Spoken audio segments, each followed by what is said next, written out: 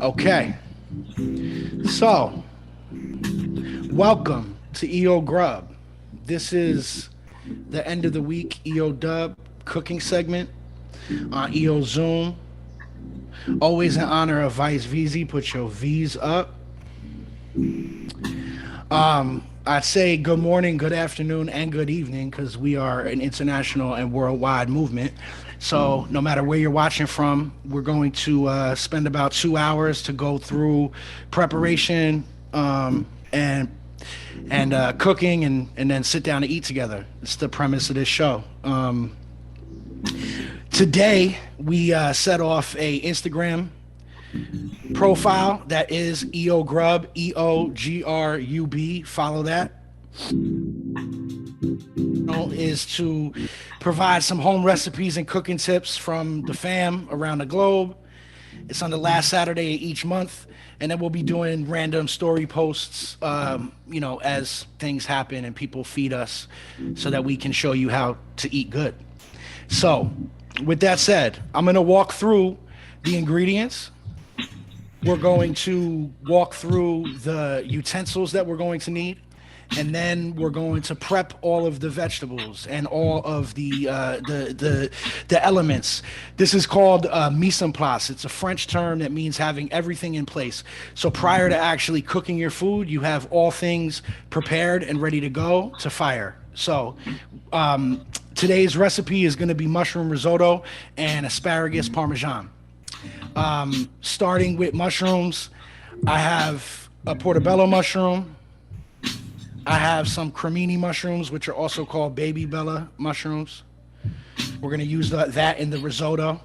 The risotto is made with arborio rice, which is a little different than most rices that you use. It's a short grain rice that is really creamy, takes a long time to cook, but it is very worth it if you do it right, and we're going to do it right. So beyond the mushroom and the risotto, which is the rice, we're going to use some alliums, which are garlic and shallots, and some green onion, scallion to finish. One of the ingredients would have been white wine or red wine, depending on what you want, but you can also substitute that for some acid. I'm going to use a lemon. We're going to use herbs, fresh herbs. We're going to use thyme in the recipe, which really goes well with mushroom, goes well with risotto overall. Some of the other things that we're going to need are vegetable broth or some sort of broth that you like. This is homemade vegetable broth. A lot of mushrooms went in there, so it's going to complement the dish well. I'm also going to do my own thing and add some chicken broth. You could use all chicken broth or none or mix, whatever you like. We're going to use some balsamic vinegar, olive oil, salt and pepper. I'm cheating a bit and I got something a little fancy. This is white truffle oil that I'm gonna add only a drop to at the very end to give it a little bit of funkiness, and it goes well with mushrooms, I think. It's an optional thing. That's covering the risotto. Excuse me. Lots of Parmesan Reggiano. Lots of Parmesan is going to go into the risotto. And some butter, too, at the end. Parmesan and butter at the end to finish it. And some of these ingredients are also going to be used in the side dish. The side dish is going to be asparagus Parmesan, which I'll show you how to prep. It's basically just asparagus and Parmesan. A little bit of oil if you like, maybe some garlic. Not totally necessary. I'm a firm believer in not really following recipes. I think you should develop methods for the way that you cook and kind of feel out the recipe so that you could duplicate it for more than one person, and also so that you can learn on your own and not be stuck into a book, right? So that's the ingredients. I'm going to clear the cutting board for a moment, and I'm going to pull up our utensils.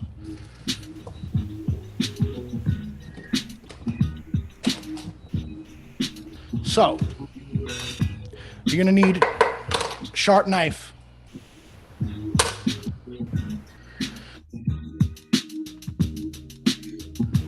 Because the broth is a big part of the risotto. You're gonna need a flat bottom wooden spoon or a spatula like this. Maybe a whisk if you want, not necessary. You're gonna need dry measuring cups for the rice so you could portion it out. If you're using a lemon squeezer, but we can also do a different version of it, which is just a strainer. Oops, there goes some water.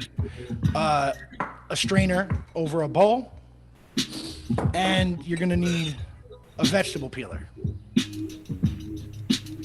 So that is the ingredients and the utensils. We're also gonna be using multiple pots, right? We're gonna have a small pot for the broth.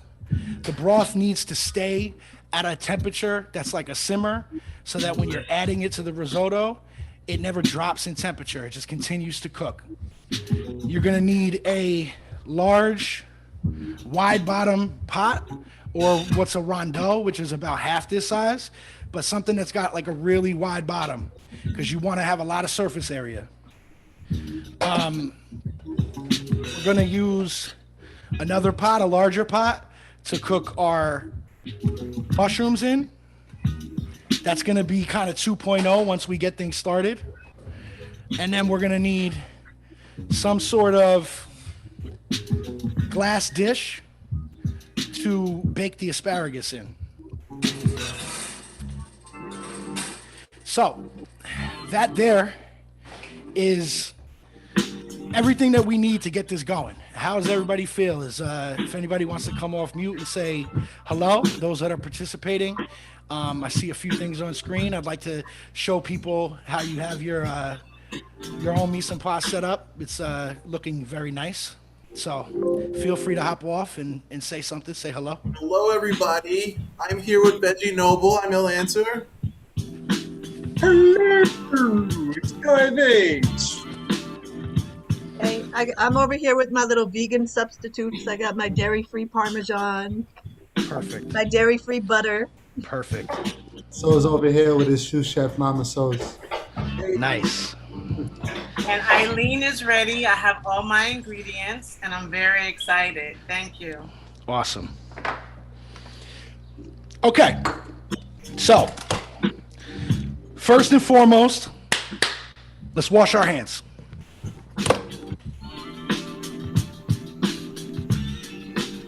Hey, what was that?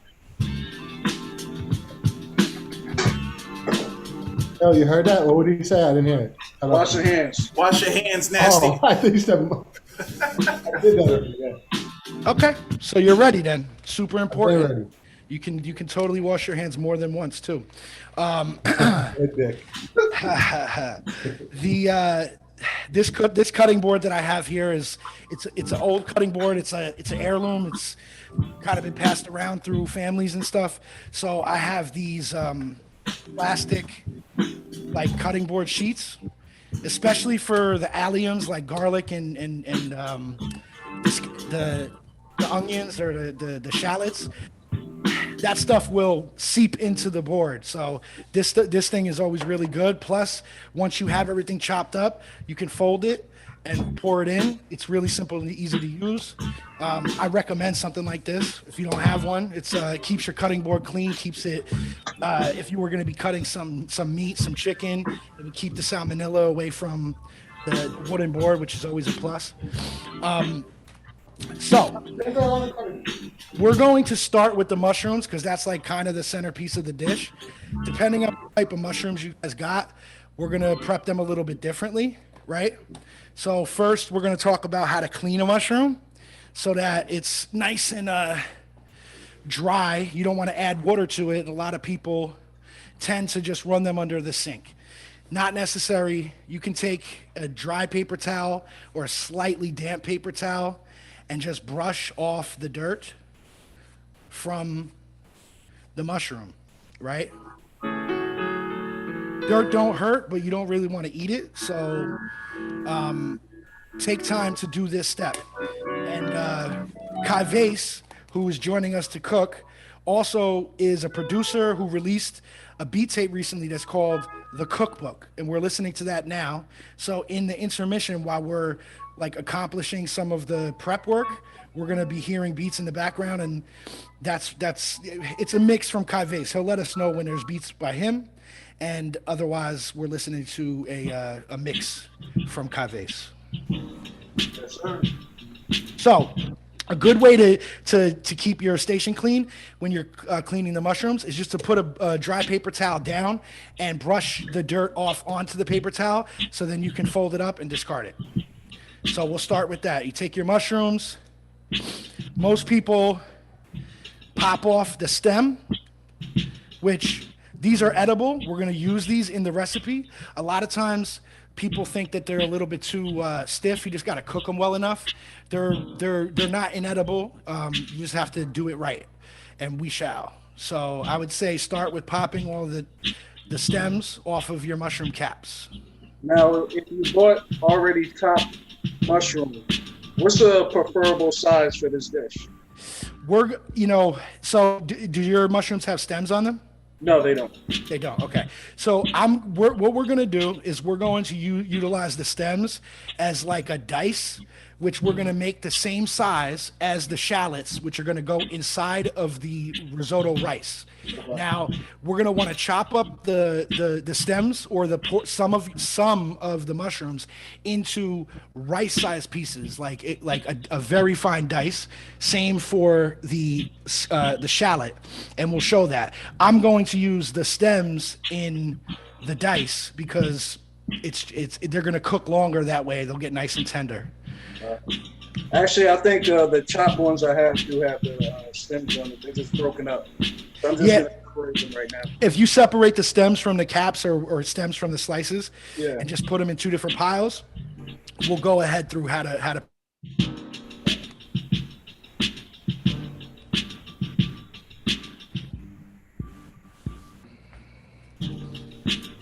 And again, you see there's dirt and stuff on there. It's no big deal. Just brush it off. A lot of people do this under the sink, but mushrooms already contain a lot of water, and you want to get these kind of crispy, so you don't want to add water to the mixture. Make sure that when you're dusting off your mushrooms, that you're paying attention to two different piles so you don't get confused. It's easy to do.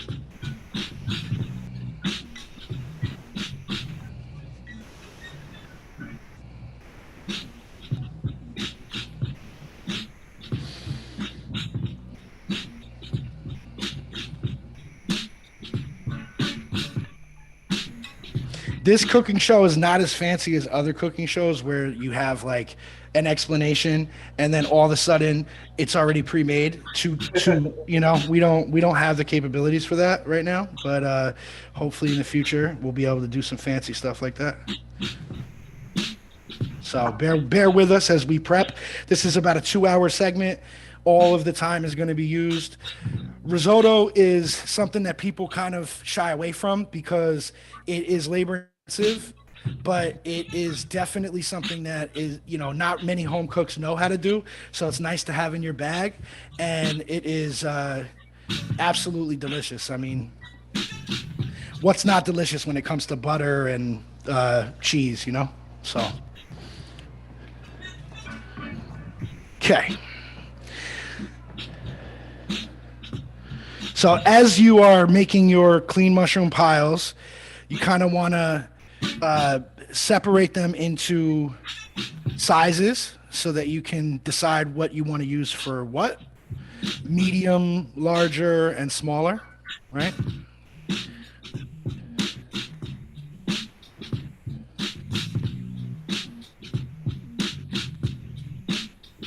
It's like you're playing 3-card Monty. Little bit.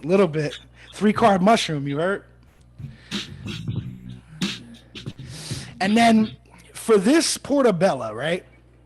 I cleaned it off prior because it's I wasn't sure if people were going to use them. But if you have same technique, you can see that, I brushed it off. It kind of broke a couple things. You don't have to worry about that. But underneath here, these glands are edible, but they're a little bit bitter, and it's easy to remove them. So I'll show you how. You could totally leave this in. Many people do. If you go to a restaurant, you might oftentimes see these sliced up, and this gland area is still there, but it's better to take it out. And you just run a spoon through.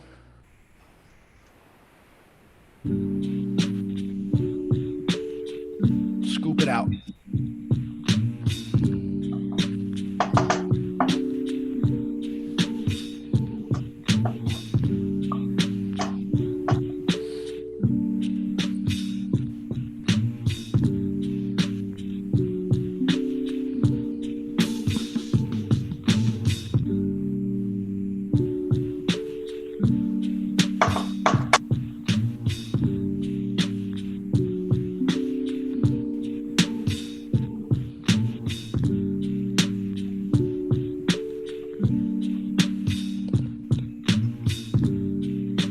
There you have it. Okay. Now, if you're still cleaning, don't feel rushed. We're going to wait, but I'm going to continue to move on. We're going to talk about the mushroom stems, which again are a little bit tougher, and the flavor is a little woodier. So it's good to, if you're going to use the stems at all, make sure that you're using them in an application that's going to be cooked longer, which risotto takes plenty of time.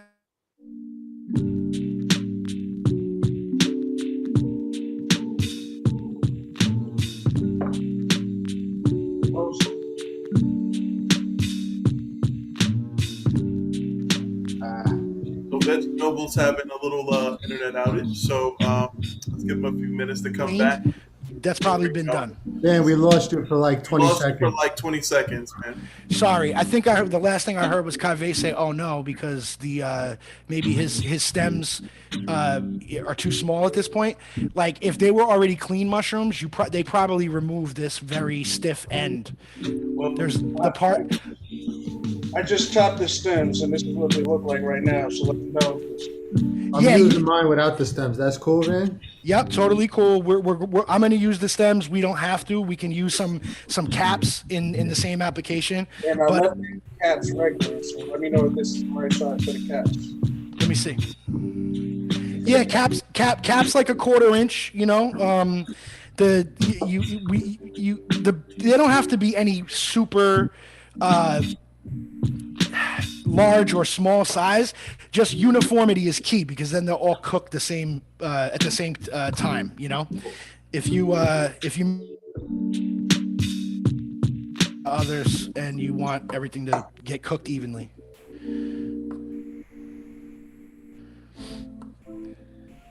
So where is everyone else at? Are we going too quickly, or are people keeping up? I'm good. I got my chopped up caps, and that's about it. Okay. Well, I'm ahead of the game. I have a sous chef, so I'm good. Keep it up. Gotcha. Yeah, so I chopped my stems already. I bought a medley, so I have a bunch of like already sliced shiitakes and things like that. What should I do with them? Just leave them in slices, or? There's going to be two. We're gonna use the mushrooms in two ways. We're gonna put mushrooms in at the very beginning before we toast the rice. That's going to be in with the shallots and the fat, which is either your olive oil or your butter, and that's going to cook with the rice the entire time. And then the remaining caps, which are going to be the like the meat of this dish that are going to top the rice, those we're going to cook afterwards. And all of those should be a uniform size, maybe 1/4 inch slices each. The caps we're going to dice down to a fine dice so that they're about the same size as a rice kernel, so that they cook evenly with the rice and they don't stand out from the rice. Okay, got you. I got the same as Carrie. I got like a blend. Yep. And I actually diced up a bunch that are the size of the rice. Yep. And then I have some that are like medium size that are going to go in later. Yep. So we also need to cut the shallot and the garlic, correct? Absolutely, but we're going right to that next. I'm almost there. I'm okay. almost there. I wanted to slow walk this so that everybody had enough time. You know, home cooks have varying levels of experience and skills. I want to make sure that we're not going too quickly, and also, I can speed up or slow down at any point. But it seems like we have some pros in the house, so I'll speed it up a bit. So, Man, you're killing it, man. You're killing it.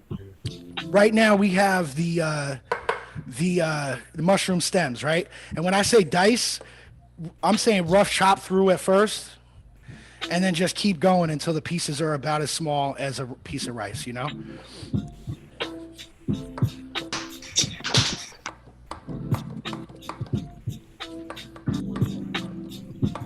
I appreciate you being mad detailed, bro. This is dope. I like the way did- you're running this too. Thank you guys. I appreciate that.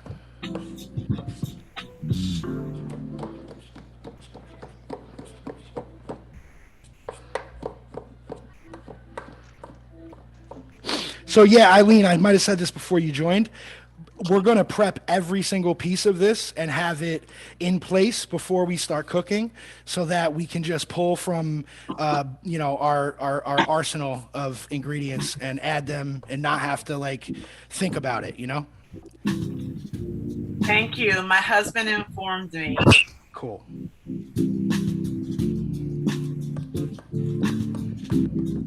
The music is so dope to cook along to. I'm glad you joined, Eileen, because it was very testosterone heavy in here. I was like, wait, where are all my sisters at? Yeah, I think today we have a good balance. Hey, Waita, how are you? Hey everybody! Shit, everybody's really into it. Hey, Whites. Hey. What a Okay. setup with your mic and everything. It's good. That's Coach Official, Lynn. official. Gang. Okay, so what I'm going to do is, with the mushrooms that we chopped up as the stems that are in this fine dice, I'm going to take these smaller mushrooms that were in the pack, and I'm going to just pair those with the dice.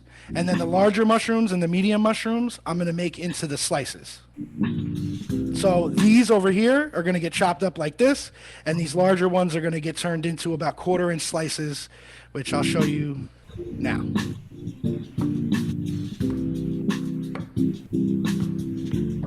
How much dice do we need to go in with It's, the, it's tough to say because it's how many portions you're cooking, right?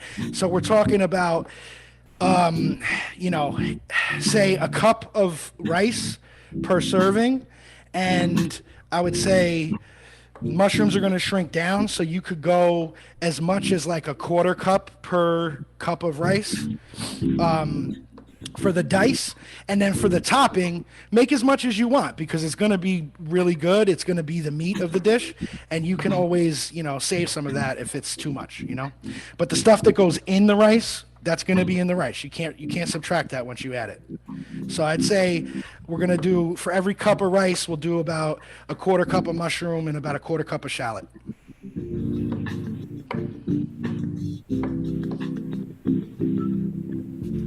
And Vase, I'm sure that the mushrooms that you got are coming out just like this, like, you know, they're about this size, right? So that's what we're doing with them.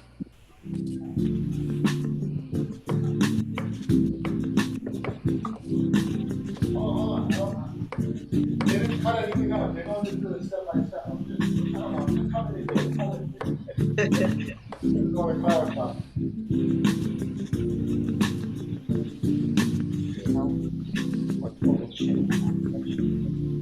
Moms is like, but y'all not cooking nothing. And so you can cut this up, So wait, how much do I have right here? This is like a, quarter of a cup. It's like a quarter of a cup. for every cut, so I need another. You need So like could you mute yourself for a minute? So what we're rocking with now too is when look, some people are going to be more brisk with their knife than others, and it's all good. Like definitely only go as fast as you possibly can. When you see people doing this stuff, like stop it. It's not worth it, right? But something I'll show you is, and I'm sure Sos knows this. You know the Italian like I got you, right? This is called the claw, right? And it's going to protect your fingers. You want to when you're chopping, you want to tuck your thumb into your middle finger and make a claw that you can then pinch down the piece and use the front of your finger as a guide, right? And this will make sure that you never cut yourself.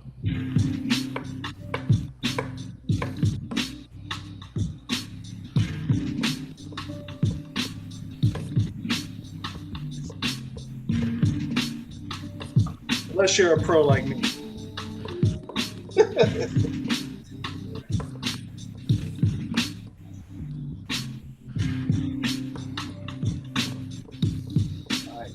Definitely gonna need help with these shallots. I've never dealt with shallots. Yeah, we're going right to the alliums next.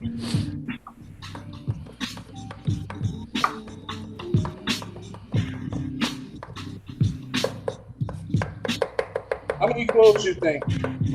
What's that? How many garlic cloves you think? I use 4. I mean, depending on how much garlic you like. I like a lot of garlic. I love garlic. Yeah, I like a lot of garlic too. Use 1 more for the garlic. So I'm making about 2 portions for this. Be using 2 cups of rice. Really, I mean, those are large portions. You could get away with a cup and a half of rice for 2 people. But if you want to have any leftovers, do a cup of rice per person, right? Now, part of the mise en place is to make sure that you clear your board and have everything ready. So you want to transfer the various things that we're going to chop up into their own container and place them to the side.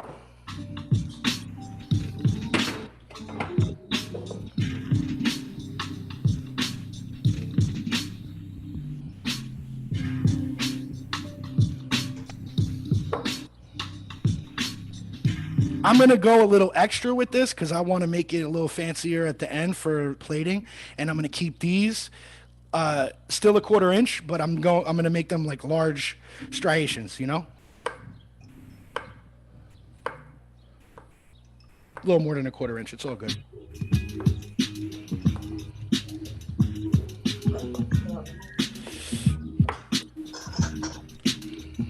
Hold on 1 second.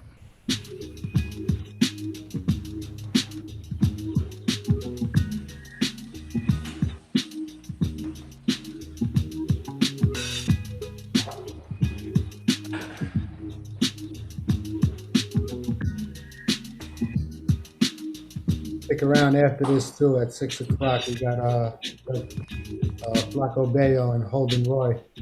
Flaco Bayo. So now we're going to go to onions and shallots.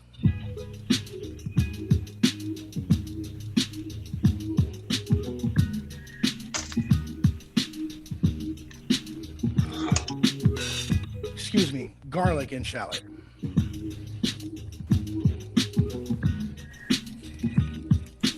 So let's start with the shallot. You're going to see there's a root end. It's got like the furry part on it and the top end, right? It's got the floppy part on it, right? So you want to prep it by cutting the floppy part off. Then peel back the outer layer of the paper skin.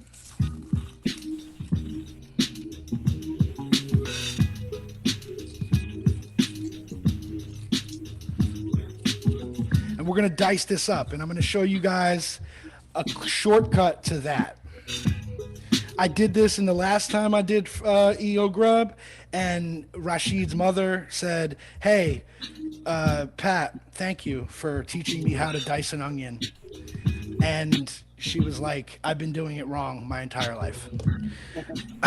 So this furry part, the root part, is going to help us with dicing this because it's going to hold it together, right? We sliced off the front end, and we're going to keep this end intact, right? So very carefully stand the onion with the root side down, right? And about a quarter of the way from the bottom, you're going to want to slice in carefully, but don't go all the way, only about 3/4 of the way. Again, another quarter of the way through the onion, about halfway through the onion, slice down again, and go about 3/4 down towards the root, not all the way, keeping it together. If it gets a little slippery, turn it around, hold on to the loose pieces, and then make one final slice that goes 3/4 of the way again. Now you see how this is prepped, right? It's already almost ready to get diced. Now the next step is going to be to slice down through the onion.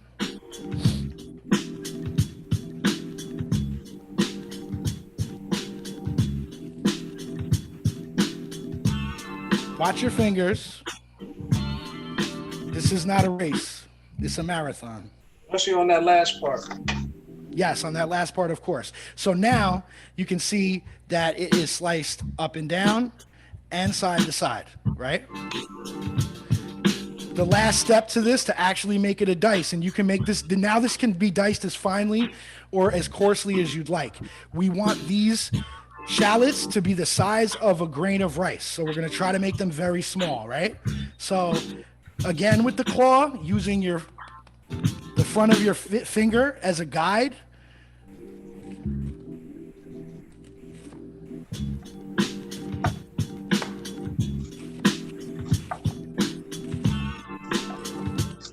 This might get a little messy. You're going to lose, but you'll win the war. That was mad corny, but it's whatever. When I get down to this little nub part, I either throw it for stock, put it in a veggie stock, or I just cut around so that I don't get too close to my hands. That's a dangerous part. And then this little root part is the only thing you'll discard, or you could put this to the side for a stock. If you want to, again, you can always go through and give it another chop to get it a little finer. We do want these shallots to be, I'm calling them onions interchangeably. They're in the allium family: onions, garlic, shallots, scallions. All those things are in the same family. So you could use onions in this too, interchangeably.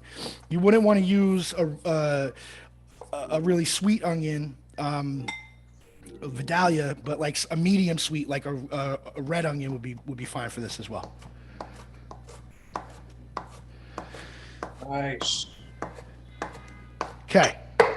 Again, sorry, this is going to be like, damn, we're going to have a lot of dishes to do, but this process is going to make life easier when we're ready to go.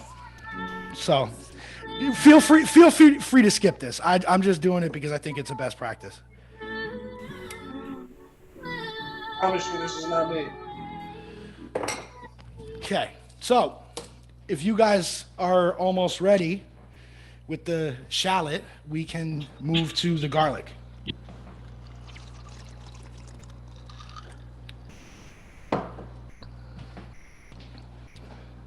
Y'all let me know when you're ready.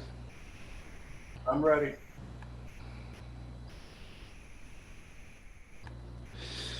Okay. Anybody else need some more time? I'm good. You can go ahead. Okay. I'm ready too. I'm ready. Cool. So, garlic clove, whole clove, right? People are like, oh man, this is a pain. Turn it upside down. This is the root end. Root end up. Put your palm on the root and crush it. Now you got cloves. Right? Now, again, there's a couple different ways you can do this. Like, you can painstakingly peel off all of the paper, or you can go to a simpler, like an advanced thing, which is what chefs do, which they'll take an individual clove, they'll slice off the root end, take their knife, smash it, right? Garlic is almost prepped. Now you're like, wait a minute, but the paper. Nah, the paper just comes right off. Paper is whole, garlic is smashed. Now, I don't necessarily recommend that because you could cut your hand on the knife, right? That's like the advanced technique, right? The more safer technique is to do the same thing you did with the whole head and just crush it with your palm. As you crush it with your palm, the paper will break and you should be able to pull the paper right off. Obviously, the knife technique is a little cleaner, but this is safer. Now, you can also be super safe and a little smarter, like Kaives, and go ahead and buy yourself garlic that's already peeled. But yeah, so your preference. I would say a clove per serving at least, but you could go up to 2 or 3, whatever, man. I mean, garlic is something that we're not gonna add it immediately because it does have the tendency to burn and it gets acrid, it gets bitter. It's not the greatest if you burn it. So we'll be careful with this and we'll add it at a very specific time. But prepping everything in advance is super important for a dish like risotto where there's a lot going on and things need very close attention. So once you have your few garlic cloves smashed and prepped, you can just run your knife through them roughly, chop, pull it back into a little pile, and then go at it from a couple different angles until you get a fine dice.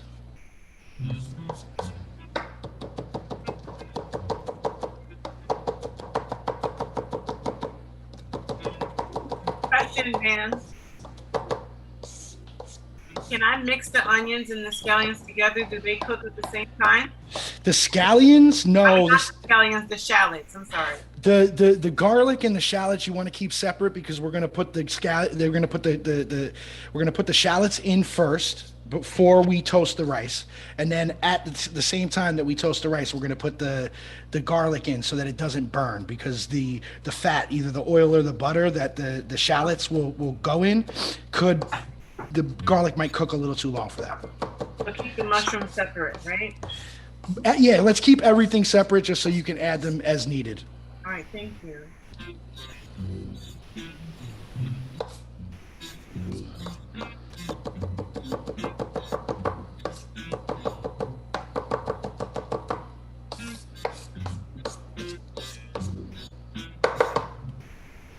Okay, so far we got mushrooms, we got shallots, we got garlic.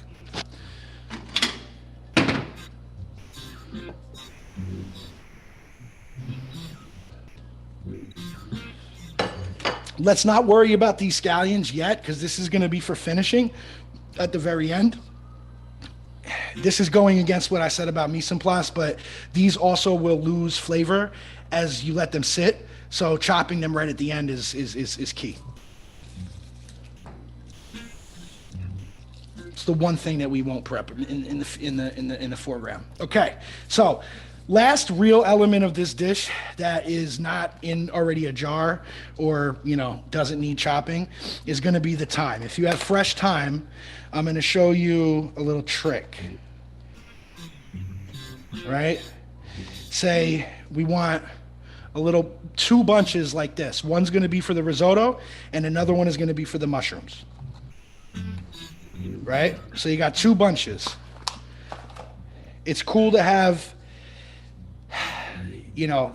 thyme can be separated in this way, where you can take the long string and just run your finger down the stem, and then end up with some of the thyme leaves. And then this stem that's now empty, we're going to put that to the side real quick. Then do another. How much thyme should you use per serving? I would say we're gonna put these into little like bundles, like bouquets, and we're gonna let them simmer and then take them out, because the stems are not really, unless you chop it super fine, it's not really that good to eat like itself. The leaves are good. If we do it this way that I'm about to show, you can just do it to taste and take it out when you want, right? So if you have this bunch of thyme and you have one that you already discarded the leaves from, you can use this as a little tie to keep it all together, so that it swims in the dish, but it doesn't get lost in the dish. And if this doesn't work for you the first time, just peel another one and start it. It's like a rubber band, but we can't put rubber inside the food, right?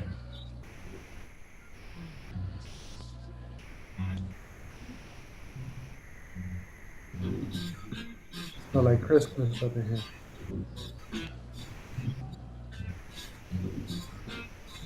Yeah, this thyme smells great. So now, tied it up. It's just gonna float inside the dish. It's gonna flavor the dish, but it's not gonna give you all of the herbaceous sticks and stems and stuff that some people might not like. Why? Because you fly, yeah. Sticks and stems, so you sound like the suffering succotash. Yo, D, we're on a live segment right now. Welcome. How you doing, man? Goodbye. Okay, so we did mushrooms, 2 types. For the top. Yeah. For the can you mute him, please? Okay, so we got for the tops, and we have for the stems and the chopped for the rice. We have our shallots, we have our garlic, we have our thyme. Now, that's going to be the components of the mushroom risotto, also with the butter and the Parmesan and the broth, but we don't have to do anything with that yet because those things are already ready. We're going to go to prepping our asparagus.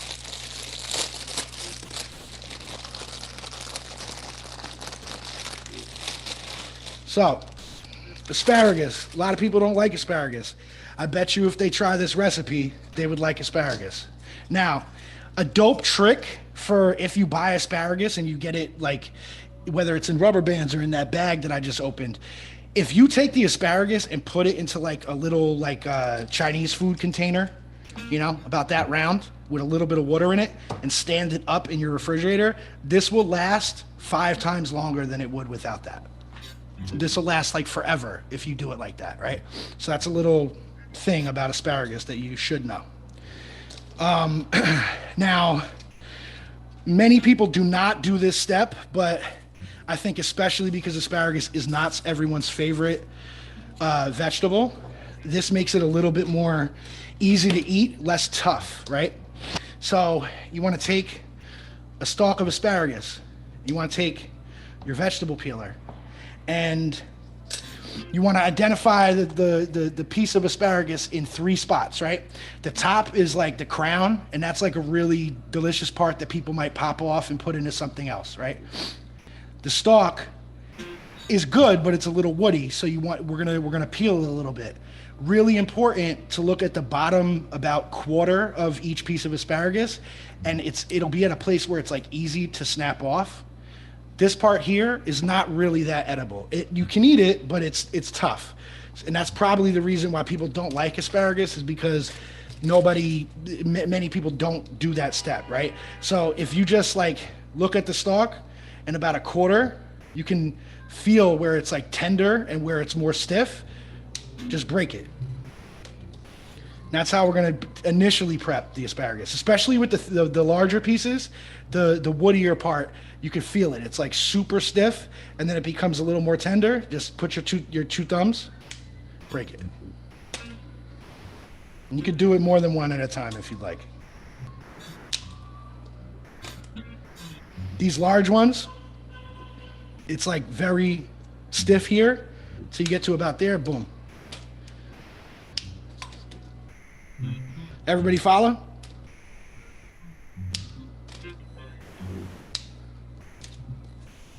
Can you guys hear me? Does everybody follow? Yes. Great. Yep, sorry, on mute. All good.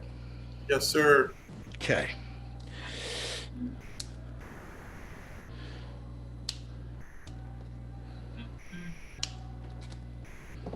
And again, the same way that I said that little piece of discarded shallot could go into a bag in the freezer and wait until you're ready to make a vegetable stock.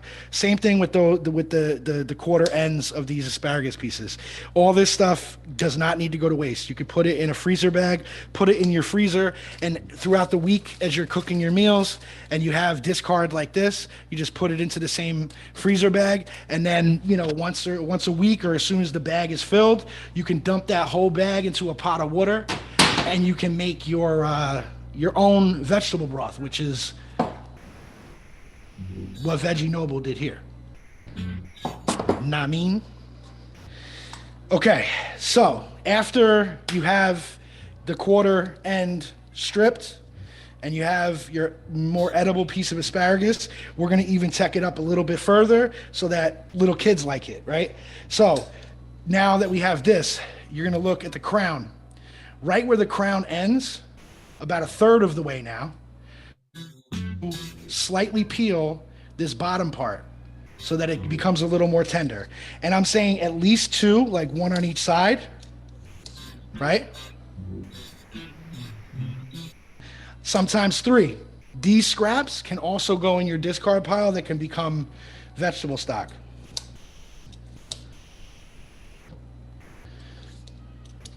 This is how you trick children into eating asparagus.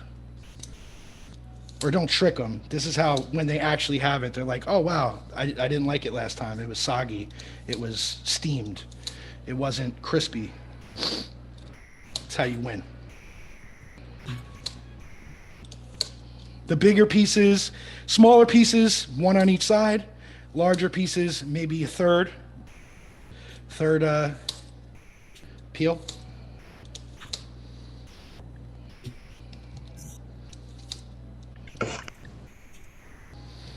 Okay.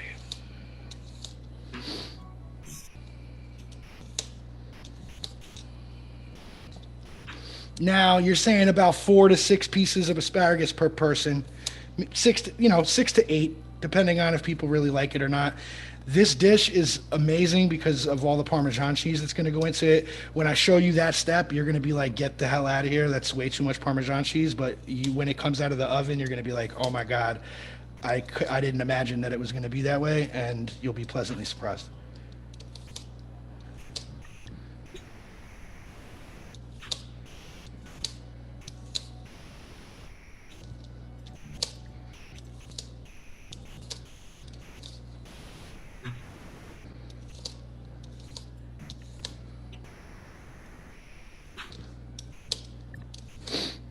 This is also a good thing for celery. If you're going to eat celery raw, the outside of celery has those like really stringy aspects to it. And if you peel the round side of a celery stalk and get the stringiness off it, it's much more edible in a salad. It doesn't like it, the stringiness gets caught in your teeth, but it's also like really tough to chew.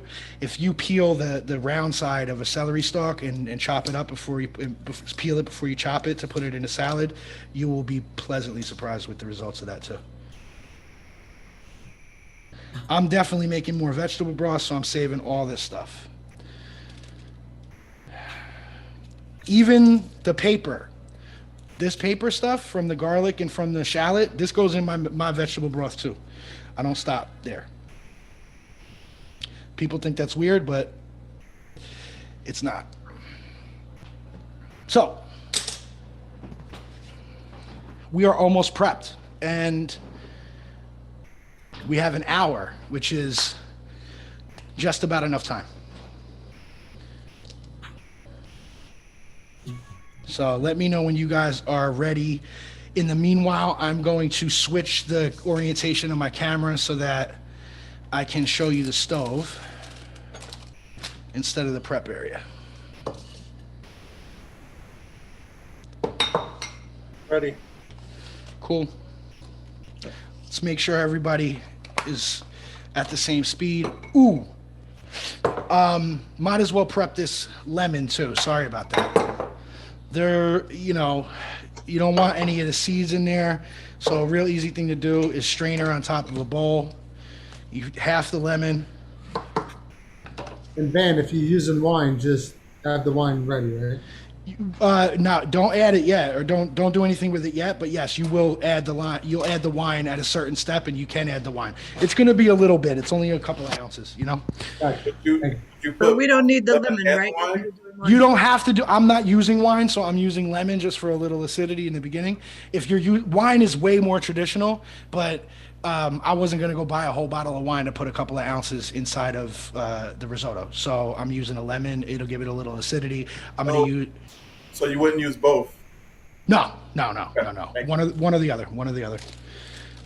If you are using a lemon, a easy way to peel it, like you could squeeze it like this, but you're not going to get all of it out of it, right? If you take a fork and put it in the middle of the lemon like this, and as you squeeze it, turn the fork, you'll get all of the juice out of the lemon.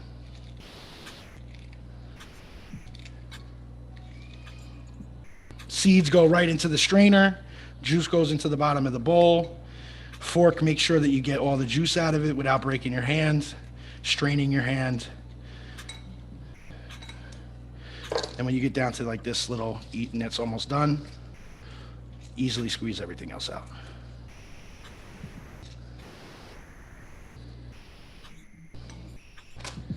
This card does not go in the stock for multiple reasons, because the lemon is not going to freeze well. Also, the outside of the lemon zest, unless you got an organic one, has got tons of chemicals on it, so you don't want to have that inside your broth. If you're a recipe that you're making calls for lemon zest, make sure that you buy an organic lemon for that, and also wash it off, because even organic lemons are also live, in the same realm as other vegetables that are getting pesticides. So even if it's organic, still wash it off, but definitely don't a cheap lemon.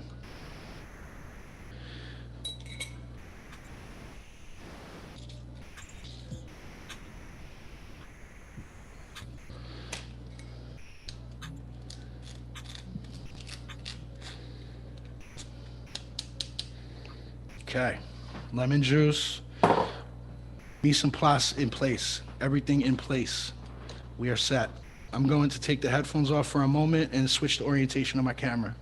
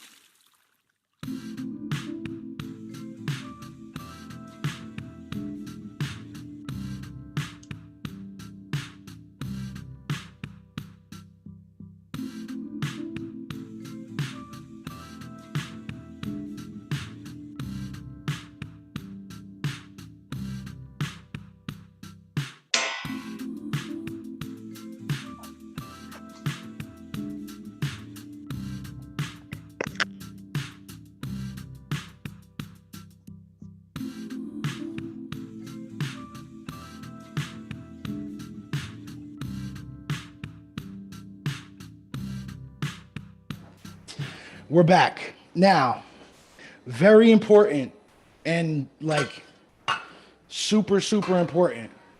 Very first thing, you're going to want to heat up your broth. The broth is going to be something that you're going to utilize throughout the cooking time of the risotto. And you want it to be warm, so you can't do this too early. I probably should have said for us to do this a little earlier. Sorry about that. But let's take the vegetable broth, about 1 cup per serving. Putting more and having more is better than not having enough hot broth ready. So that's something to note.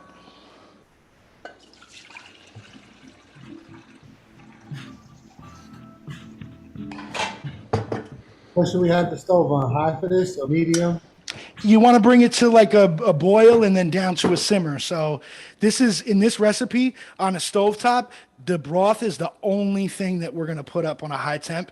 Everything else is going to be medium or low. And for the beginning stage, definitely put it up high so that you get it to the boil, and then we'll put it down to a simmer while we're continuing. I'm using a little bit of vegetable broth and some chicken bone broth as well. Not quite completely veggie, but hey, what you gonna do? So the ladle is for the broth, and the broth should be on the back burner behind the pot that you're going to cook the risotto in. And while the broth is on high, the risotto pot should be cold.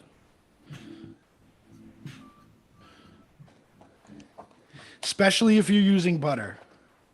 If you're using oil, you could put it on low heat for now, but we want to make sure that we do not burn the butter. So we want to put the butter into a cold pan.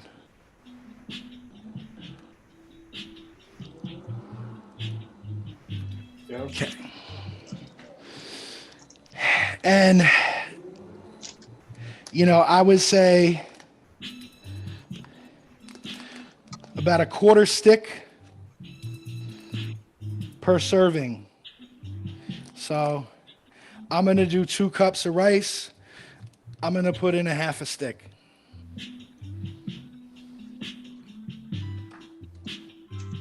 I'm also going to cut that half a stick into smaller pieces, maybe thirds or quarters, just so that it moves around the pan a little bit easier and coats the whole bottom of the pan.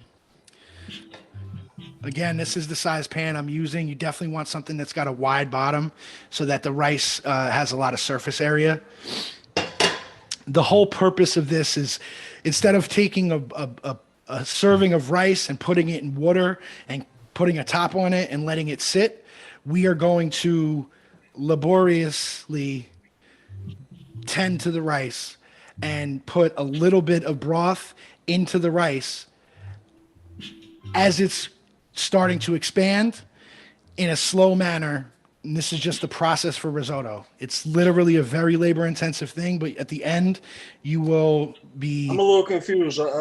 You said put the butter into a cold pan. Are we melting the butter yet or no? I mean, as soon as everybody says they're ready, Oh. once the, and if you're not using butter and you're using oil instead, which is perfectly fine, you just want to put some fat into it.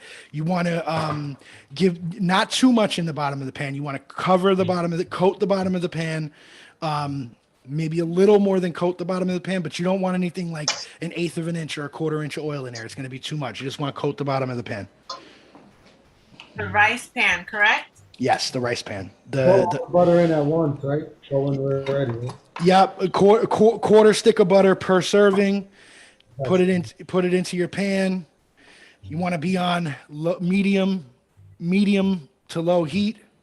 You don't want the butter to brown. You don't want it to burn. You just want it to melt. As soon as that butter is melted, we are going to add the shallot, but not until the butter is melted. And as soon as the broth gets to a boil, put it on medium, right? Yeah, yeah. Bring it down to a simmer once it's boiling. Yes. You're going to see throughout this recipe that we're not going to use a lot of salt. We're only going to salt at the very end. This is because the Parmesan cheese has tons of salt in it, and that's going to give the risotto some body. So you want to add a lot of Parmesan cheese. If you've been salting from the beginning and then you add the Parmesan cheese, it's going to be way too salty to eat. So trust me, we're not going to season this until the very end when we're finishing it. Just if anybody's wondering about that, because, obviously, I'm a white guy and white people don't season their food that well. So just disclaimer.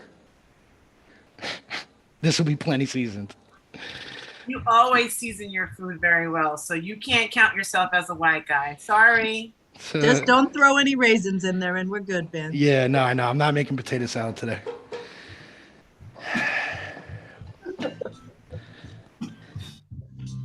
Why'd you tell me to break the craisins out then? We should have our butter up too, right?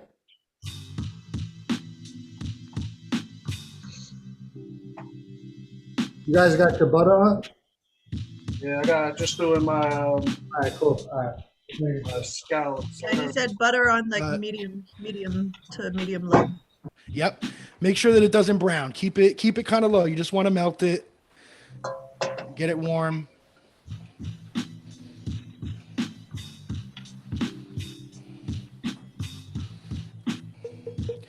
My butter's melted. I'm going to go ahead and add in the shallot. Let me turn the light on in here. I'm going to go ahead and add in the shallot. Now, we only want to get these translucent. We don't want to get any caramelization or color on these shallots. We just want to get them translucent. And at this moment, if it seems like there's way too much butter for the shallot, don't worry, because we're also going to add in the mushroom, the diced mushroom. Then but soon enough, we will add in the rice, which we're going to toast in this buttery shallot and mushroom dice. So next is the mushroom stems. Yes, let the shallots go for a little bit so they can start to get translucent. Get your mushrooms ready to go. And at this point, while that's happening, you can go ahead and measure out your rice too. I got my mushrooms in there.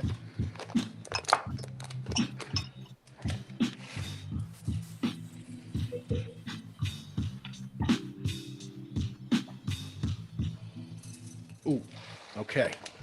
Wait, throw the shallots and the mushrooms in yet, or just the shallots? Shallots first until they become translucent. 2-3 minutes.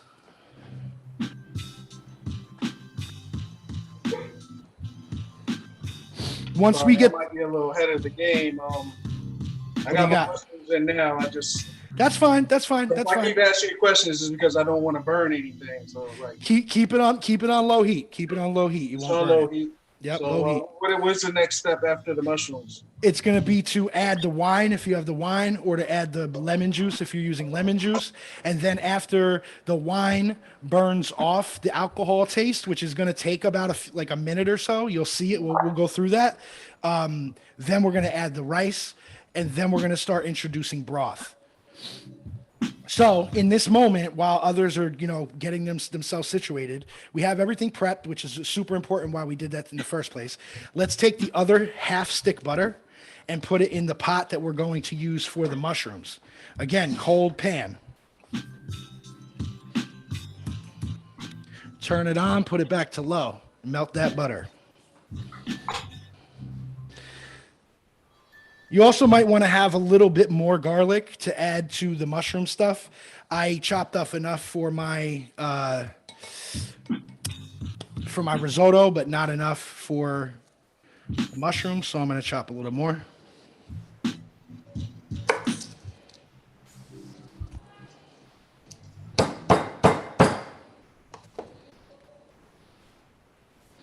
Ooh, I forgot to show y'all. This is that G shit. I showed you two ways to do the garlic. One with the knife, one with the heel of your thumb.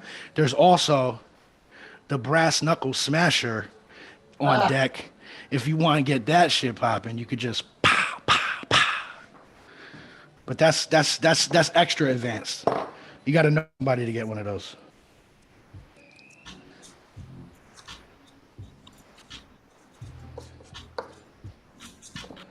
And if you're... Van, you got a tatted garlic clove under your eye, huh? I do, yes. It's actually a baby onion because it makes you cry, you know what I mean? It's a tattoo onions here. The garlic, if you're prepping more garlic for the mushrooms, that could be a much rougher chop because the mushrooms are gonna they're gonna take it on. All right, so you should be at a point. Mushrooms go in where the shallots go, right? The diced mushroom stems, so the diced mushroom is going to go with the shallots, and mine are translucent. So I'm going to go ahead and add the diced mushrooms into the shallot, and I'm saving the finishing mushrooms, the prepared mushrooms, for the other pot of this. I have butter in this pot as well, right? Second pot with some butter, getting ready for the mushrooms. That's a little bit of a jump ahead because that's only going to take about 15 minutes. The risotto is going to take about 30. All right, so my wine has been cooking for about a minute now. What's up? What's next is the rice. Throw your thyme in there if you have time. You said you didn't get that, right? Yeah, I didn't have time. All right, yeah. So keep it on low heat, and yes, pour your rice into that mixture and keep it moving. You just want to toast the rice inside of the butter and shallot and mushroom. I'm adding my mushrooms to the shallots right now, the diced mushroom for the risotto. Get that nice and coated. At the point where Kaveh is, he's maybe a step ahead. I just added my mushrooms. I'm gonna let these go for a minute or so, a minute or two. Then I'm gonna add my lemon juice instead of the wine. At the same time, I'm gonna add lemon juice. I'm also going to add some balsamic vinegar, which is just something I like to add. It's a flavor profile that I like a lot, so I tend to go with it. And we're supposed. So wait, we're adding the garlic, right? What was that, Eileen? The garlic. We're supposed to wait to add the garlic, right? We're going to add the garlic at the same time we add the rice. So Kaveh, if you added your rice, add your garlic. Oh, okay. So wait, what did you say about the balsamic and thyme? Throw that in now? The thyme can go in at the same time as the wine. Are you using wine? Yes, I am. But I just added my mushrooms into the. Yep. Give that like 2 minutes to just meld with the butter and the shallot, and as soon as things seem like they're hanging out together in a good space, then we would add the wine and let that cook off for about 2 or 3 minutes until the alcohol is dissolved. You'll smell it. It'll start to at first it'll smell like alcohol, and then it'll start smelling sweet and nice. Hopefully everybody got dry wine. I don't know that I put dry white wine. I actually got white wine, like it's like cooking white wine vinegar, so it's a mixture of both. Got you. Yep. Okay. Cool. Yeah, and we're talking like an ounce or two per serving, not too much. It's like really just. Yeah, I just splashed it, a little splash. So at this point, my onions are translucent. There's no color on them. The mushrooms are not collapsed yet, but they look like they're all hanging out and enjoying each other's company. So I'm going to go ahead with my balsamic. My rice is toasting, I think. I should probably add in the broth now. You should, yes, but not all of it at once. We're going to go a ladle or two at a time, and this is going to be really important. So I would say go low, go get it down to like the lowest heat that you can get. Is your stock in the back? Is that boiling yet? Yes, it's in the front pot that you see right now. Okay, cool. So if that was boiling, make that go down to a simmer, maybe about medium heat, and get the rice and the risotto pot, the rice pot, get that down to very low, very, very low. I'm going in. I just went in with some balsamic. I'm going in with the lemon juice now. That's instead of the wine. I don't really need to let that cook off as much because there's no alcohol in it, and the alcohol is something that you don't want to taste later. Sweetness of the wine, but not the alcohol taste of the wine. So if you're using wine, let that wine cook off until you can't really smell the alcohol wafting off the pan. Keep an eye on your second pan of butter. Make sure that doesn't brown up. If you've got a good melt on that, we can go ahead and take one of our thyme sprigs. Actually, if you've added your wine, add the thyme into the risotto pot as well.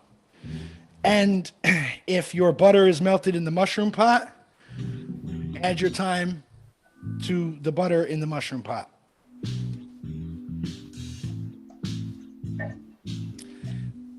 When does the garlic go in? At the same time as the wine. So if you're adding your wine, and the garlic can be just, it could be behind it, it's fine. The garlic goes in around the same time as the wine. We didn't want to do it at first because otherwise it could get like a little bit too browned and burnt. Garlic cooks quick. Yeah, I know.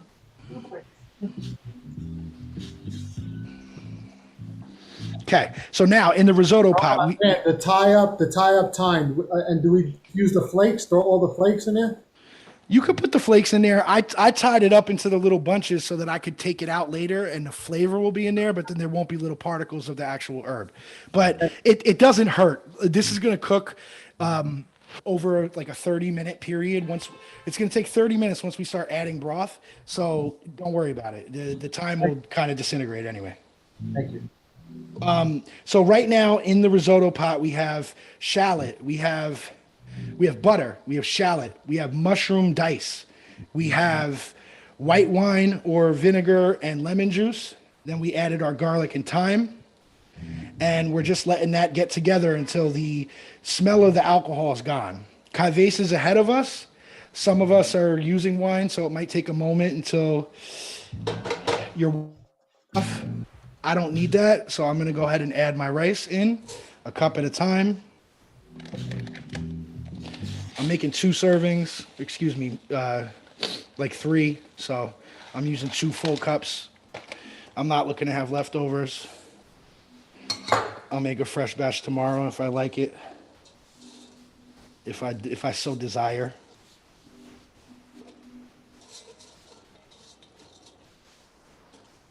Okay. So, you want to keep this rice moving. We're toasting it. This is an initial step. Kavés, if you've had your rice in there for that long, you're going to be adding some broth in at this point. You're going to want to just cover it. Don't add all of the broth at once. You want to put maybe 3 or 4 ladles into it at first, just to cover the rice, so that it's floating in water, in liquid, but it is not like completely over submerged in liquid, just floating. About 2 or 3 ladles, or I'd say 2 ladles per serving. So I'm going to add 4 to mine once this rice is toasted. You want to give the toasting part of it is really good because it makes it al dente. It also gives it a little bit more of a flavor. So don't skimp on time on this one. You don't want to go too long to where you're, giving it color, but you definitely want to get it all mixed together. Give it a couple seconds on the bottom of the pan while things are getting to know each other here. Okay. While my rice is toasting, if you guys used wine and you added it about 3 minutes ago, you want to add your rice to the pot at this point. Start toasting that. I'm going to go ahead and add my mushrooms to my butter, my second pot for the mushrooms that are going to top the dish. And I'm going to turn this back up a little bit because I'm adding cold product to the pan. So we don't want to burn this butter, but if you keep it on low and add the mushrooms directly to this pot now, it's gonna bring the heat of this pot all the way down. So mitigate that by turning it up slightly, dump in everything you got. I'm sorry, Van. I just want to clarify. While we're toasting the rice, Mm-hmm. are we supposed to add any of the broth yet? Once the rice is toasted, that's when we're going to start adding broth. So if you know, we don't want to get color or have it stick to the bottom of the pan, so you just keep stirring it. Maybe 2 minutes, 3 minutes after you've added the rice, we'll be ready to start adding broth. Mine is ready. I'm going to go ahead and start adding broth. Thank you. Okay, where's my broth? I mean my ladle. Okay, make sure when you turn that back up, when I was mentioning to turn up the pan so that you don't put cold product in and let it, make sure that you manage that back down. It's only just to bring the pan up to a temperature and then put it back on low. Let these kind of shock themselves. You want to make sure that they're all in the butter, so get them coated. If it's not quite coated, you can always add. I'm actually going to add some olive oil to mine because I like that flavor. A little bit of butter, a little bit of oil. It's going to get these a little crispier for me too. Not too much, just a little bit. Mushrooms in fat. I'm sorry, Van. You talking about the mushrooms in the other pot? Yep, in the other pot. If they're not quite coated, just add some more butter. And if you don't want to add more butter, you can always add some olive oil to it as well. But you want to make sure that the mushrooms are coated. These mushrooms are going to give off a lot of water. They're going to create like a nice sauce themselves. Ideally, we want to cover this mushroom pot. Low heat, coat the mushrooms in butter, low heat, and then put a top on it and let it sit. We'll check it every couple minutes. My rice is toasted. I don't want it to go too far. We're gonna go ahead and add some broth. I'm gonna go 4 ladles. Maybe more, depending. You want it to be covered and floating, but not completely submerged and under too much. If you need to add more broth, continually do that to the back pot so that you never end up having to add cold broth to the risotto. Super important. Like, when should I, because I've been cooking it for As soon, all right, so 5 minutes now, so now I'm like running out of broth. So, that's exactly the point, right? Okay. So what we want to do is run out of broth, right? So as you're stirring it and it's loose in your pan, you're going to see that it's going to start soaking up the liquid. If you can run your spoon through the bottom of the pan, and this is like, everybody knows the story of Moses, how he split the Red Sea, right? Yeah. I call this the Moses method. If you are stirring your rice in the broth and there's loose broth and it's there will become a point where you could strike your spatula through the bottom of the pan and water does not follow it. Let's say Moses actually split the sea and you could see the bottom of the pan for a moment, that's the point where you want to add more broth. All right, so you're telling me I need to add more broth now.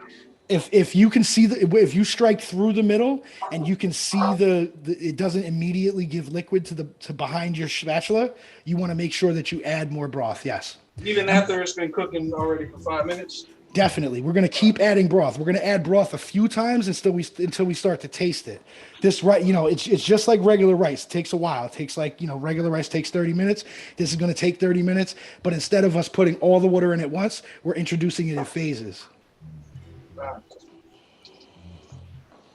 But yeah, if you can strike your spatula through and you can see the bottom of the pan for a second or two, that's a point where you should add at least another ladle, and you want to cover it but not submerge it, get it so that it's floating. Each kernel should have its own, they should be like swimming.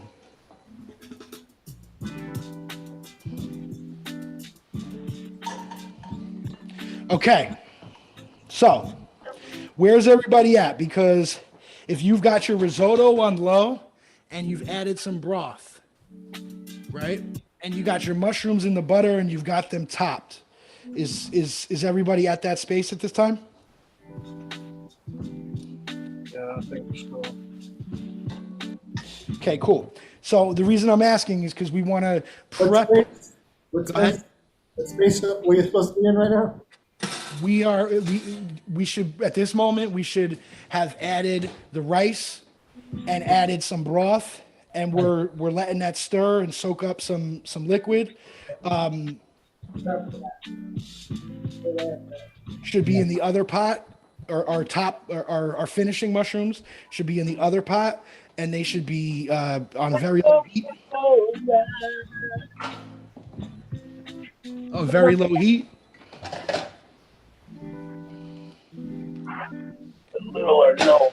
Thank you. So while that's happening, we can start to prep what we're going to do with the asparagus. You don't want to add way too much to one pan. Like if I add all this to one pan, it's going to steam it, right? So I'm going to add it to two different ones. And I'm going to preheat my oven to 400 degrees. Make sure that everybody heard that part. At this moment, you should be preheating your oven to 400 degrees.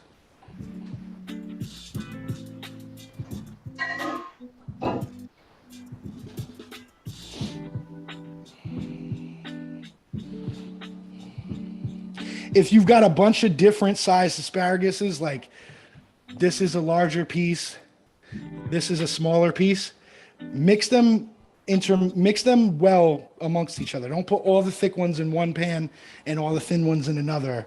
Mix them together. But you also don't want to crowd it too much. You want to have it so that they're nice and presentable like this. Not too much in a pan, not overcrowded, definitely not 2 layers, just 1 layer.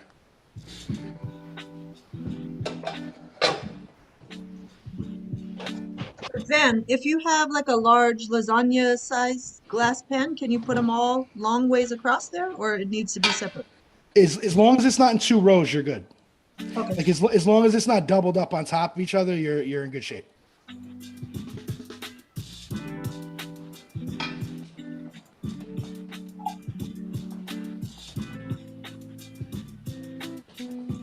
And this is just for us to stage this, so when the oven is hot and ready and we're about 15 minutes away from the risotto, we'll put that in.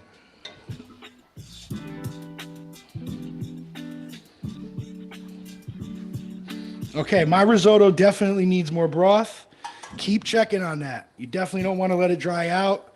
They should be swimming. Like each little rice cube is a kid at the kiddie pool. They should all have their own little, area. They shouldn't be no clumpiness whatsoever. No clumpiness. At this stage here, even if you added too much broth at once, it's not the end of the world. As we go towards the end of this, we're going to want to be super careful about that. And we are about, I'd say, 15 minutes away from the risotto being done, but we shall taste it to confirm it. We're not just going to go by time. We're going to go by taste. And while you're making sure your risotto's swimming, you're also checking on your mushrooms. They should have released a decent amount of water by now, but they're not totally collapsed. Keep them on that low heat, covered.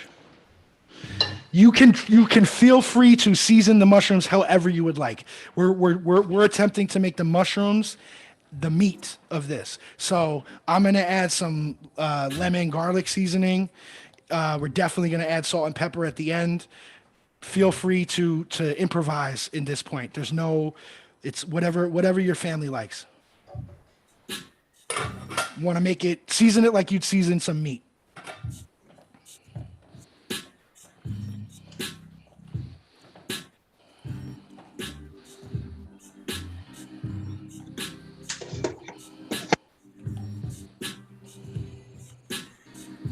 And I think it's about 5:15. Is Angela here yet or no?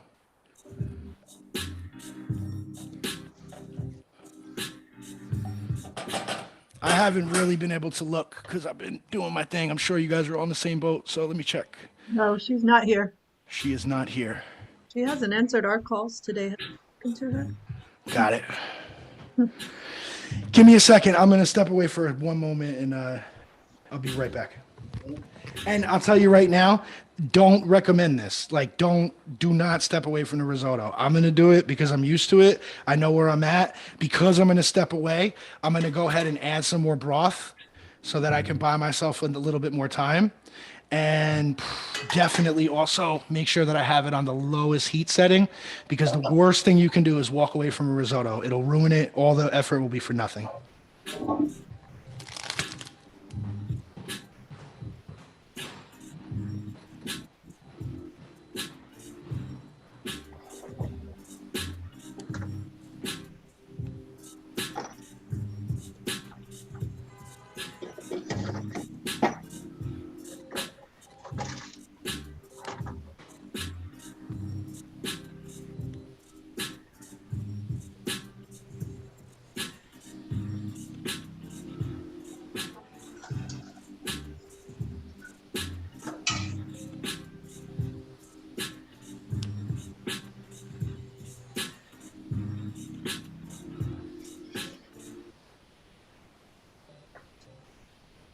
We drink the leftover wine.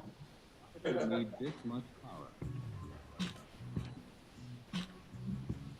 got mimosas flowing over here.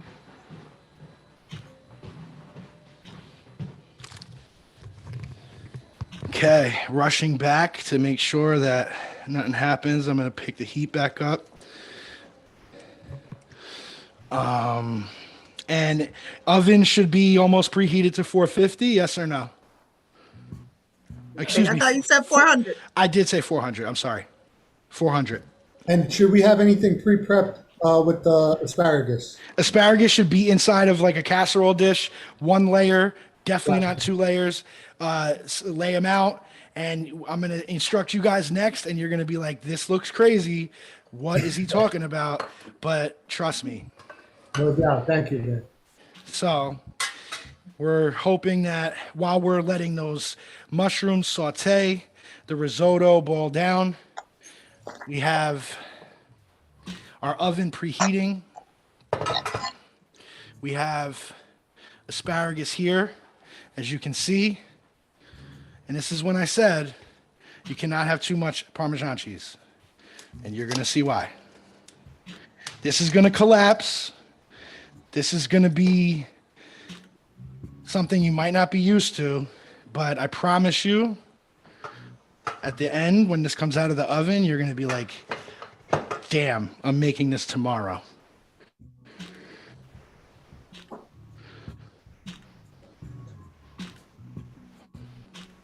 So I'm going to do this. Feel free to watch. I will explain it when everybody's totally ready. And man, nothing else is in the pan, just the asparagus by itself. Just the asparagus. You want to crank that oven up to 400. We're going to get this in there for about 15, 20 minutes while the risotto finishes. We might even turn it up a little bit.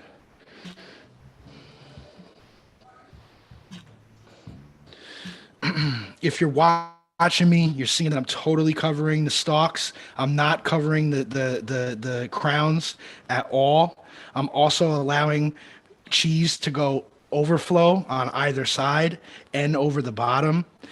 You can't have enough of cheese on this. Like, I mean, obviously you could OD and like cover the whole pan, but if you see what I'm doing here, it's a absurd amount of cheese, but it's going to create a crispy cheese blanket over the asparagus, which people are guaranteed to love.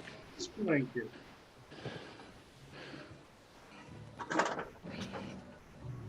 So no oil or anything, just cheese? You could put some oil on there if you want. Some people blanch the asparagus in water first. I feel like peeling it is enough. We're gonna roast it in the pan until the cheese gets like all like lava and they become tender. You can coat them in oil if you want, but the oil and the cheese is not the best combination. It's gonna get a little greasy. Okay, no problem. We eat asparagus at least once, if not twice a week at my house. So I'm curious to try this new preparation. Yep.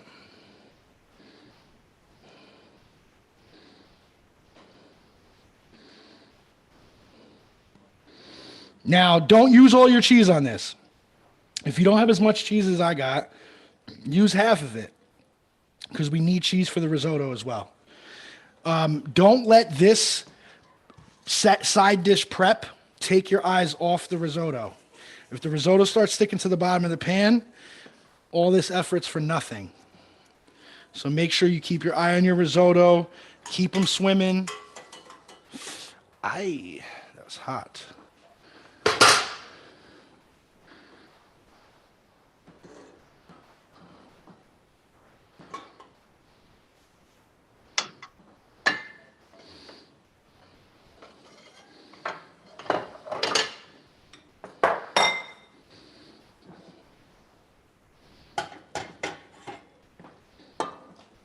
You should be able to see at this point that the risotto, the rice is has like doubled in size at this point. Yeah.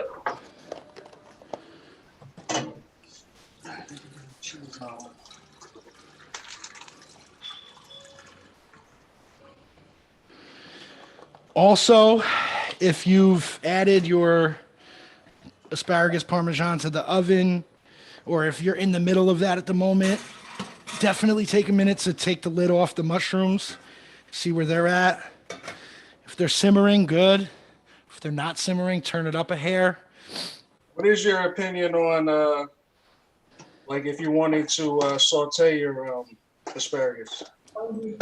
You could saute the asparagus if you'd like. I mean, you could do it a couple different ways. This asparagus parm thing is kind of like a roasted asparagus with a cheese that we're going to like... It's going to be a blanket, and we're going to like toast the cheese, almost burn the cheese. The cheese that touches the glass part of it is going to be crunchy. You're going to have to scrape it off. It's going to be delicious. How long do we cook the asparagus in the oven?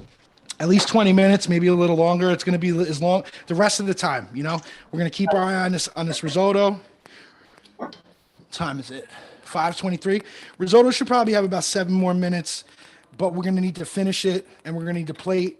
So I'm hoping that, you know, asparagus, we might be a little shy on the asparagus. We might let that continue to cook while we try the risotto first and then eat the asparagus separately, just because time constraints, we might be putting that in a little bit late. If we're just adding it now, it might not sync up, but, you know, c'est la vie.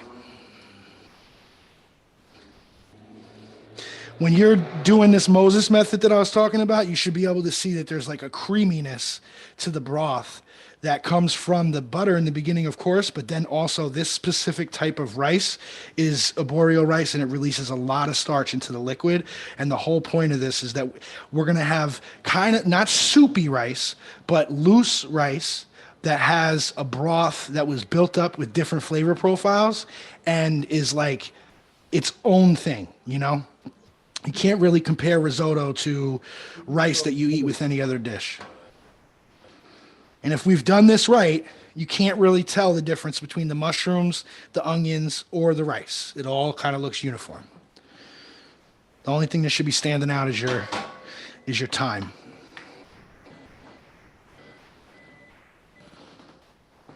Now, at this point, you can always take a spoon to test out your rice to see how many more ladlefuls you want to put in, right? We don't want to over sauce the rice to where it's too much and then we got to strain it out. So try to get like a kernel of rice. Mine right now, I put mine in at about the same time as everybody else. Mine's al dente, a little too al dente. But the amount of broth that I have in here right now is going to be plenty to take it to the stage of cooked.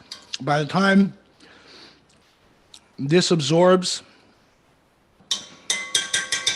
the broth, the rice will be perfect. I'm going to give you guys a peek just so you know. About to ask, can we see how much you have? Mm-hmm. You can see the little bubbles. Yeah, you know. All right, so I should probably lay off now too. But I put mine in a little late by the time I got my wine and everything in. Yep, you can just try to isolate a grain of rice from like not an onion or a piece of mushroom, and just test it. You'll be able to tell near ready or it's got too much time, much more time to go. So, if you turned up the heat on your mushrooms because it wasn't simmering, check it. You don't want it to go too crazy. If it's simmering nicely, turn it back down. Continually manage that heat. At this point, I'm going to add a little balsamic to my mushrooms too. Some people like to add soy. Some people like to add liquid aminos. Anything that you like. Again, we're talking, if you were going to make a steak or you were going to make chicken, how would you season that? Go ahead and do that, because that's what the mushrooms are going to act as. 1 second, I'll be right back.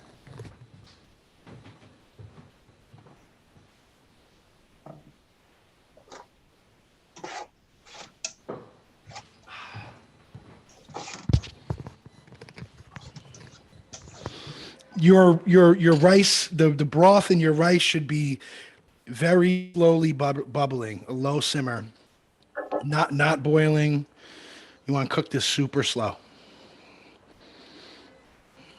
And I'd say there's a few more minutes on it. Mine's coming to a point where I either need to take it off the fire or add some more broth. Here's another thing. On the spatula, should be like this. You see that? It's like soupy. Everybody take a look. Yeah. It's like that. Now, think about it. We're going to add Parmesan cheese to this. Parmesan cheese is going to soak up some of the excess liquid. We're going to, as soon as it sits, it's also going to just get a little thicker, right? So at this point, I feel like my rice is ready. I am going to taste the grain. Needs a minute. I'm going to add a little more broth. Yeah, I'm gonna say I'm gonna need like 7 more minutes for mine. Yeah, we need that much time at least for the asparagus. I'm going to take a look at mine, and I might say let's turn it up to 450. Let's turn it up to 450, 425. 425. Turn your ovens up to 425.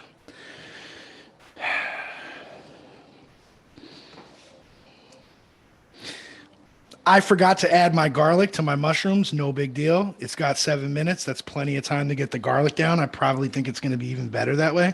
But I did not instruct to add garlic to the mushroom. If you haven't done that, go ahead and do it.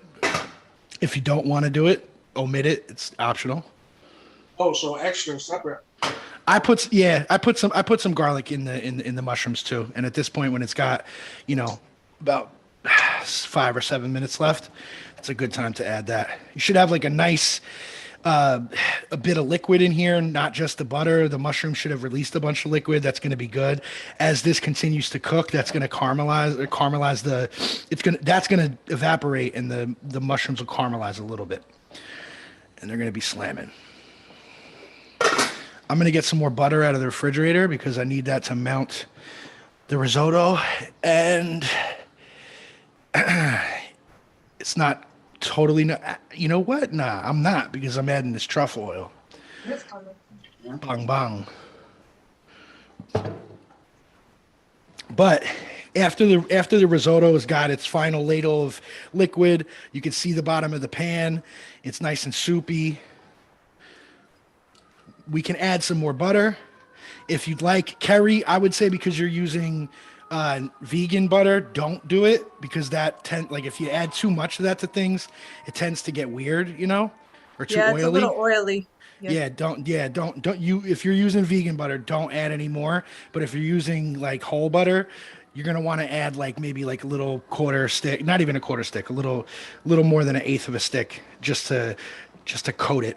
I'm going to add some truffle oil, and then we are going to turn the fire. Once it's ready, we're going to turn the fire off, and we're going to add the cheese at that point.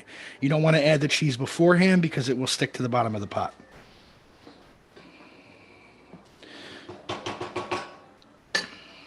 Okay.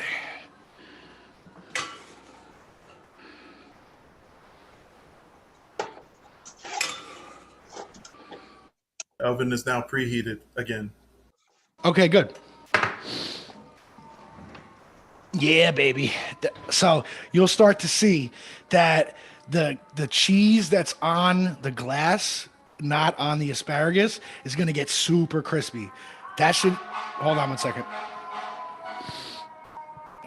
I was about to tell you guys the most fire part of the side dish, and that's why you hear that in the background, because they coming to put the fire out, but nah.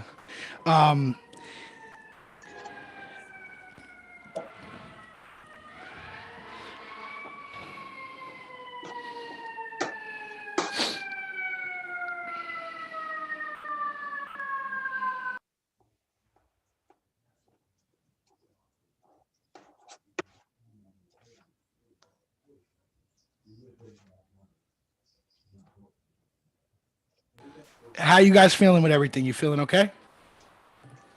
Good, man. Good. Turned out pretty good. Good.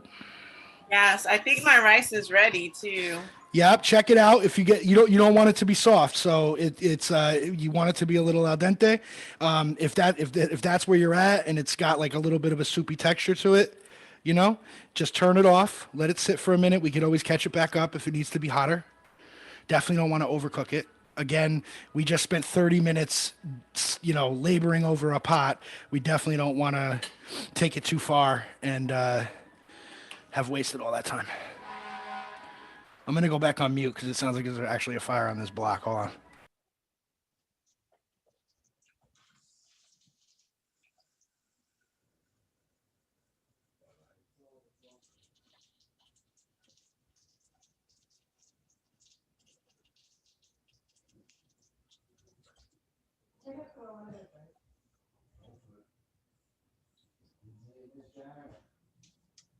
If the rice doesn't seem soupy, Eileen, even though it may be done, if it doesn't seem a little soupy,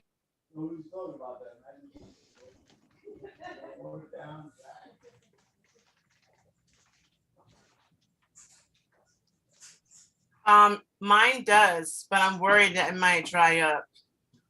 you can always add more later. Are you going to be adding some additional butter to it? Oh, I'm gonna do that now. Yeah. Make sure it's off the heat, though.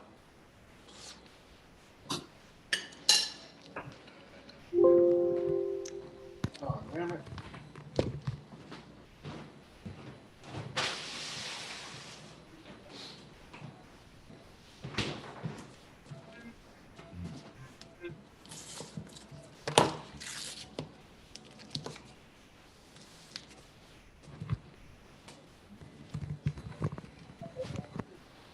Okay.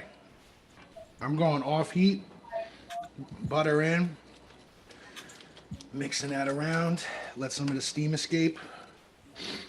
Once this pot cools down a couple of degrees, then I'll start adding the Parmesan. Well, before we add the Parmesan, we're also going to want to pull out the thyme.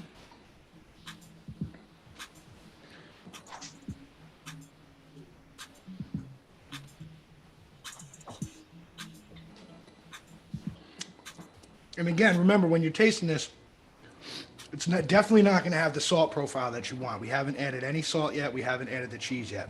That's coming next. And that's really like where we're going to see what's what. I'm adding some more broth to this. This is an improv thing, not necessarily like sit down with rules and recipes. At this moment, I believe that I need some more liquid in mine. Wing it. You want it to be swimming. You don't want grains to be clumped up like rice is usually when you eat it. You want to have the rice be floating in liquid. Once you put it in a plate, it's going to seem like a little bit of a soupy rice. By the time you sit down and the air touches it, it's going to thicken it up a bit.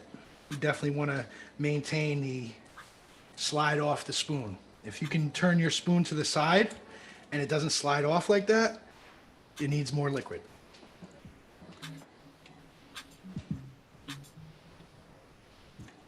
Well, if mine is still very al dente, should I turn the heat up or? Yeah, you could turn the heat up, but just keep monitoring it. Stir it constantly.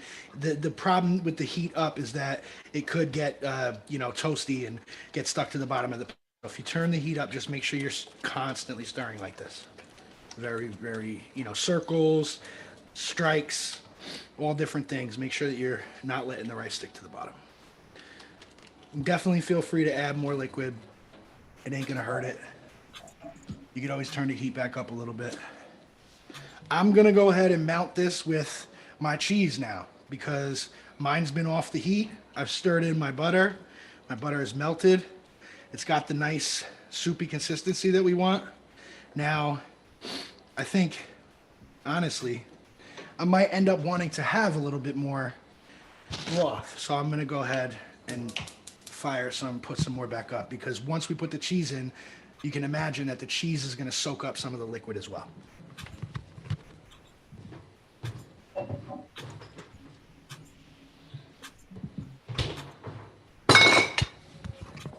At this point, you should also be smelling the Parmesan in the oven. It smells great. I'm turning my mushrooms off and I'm just gonna let them steep in the pot like that.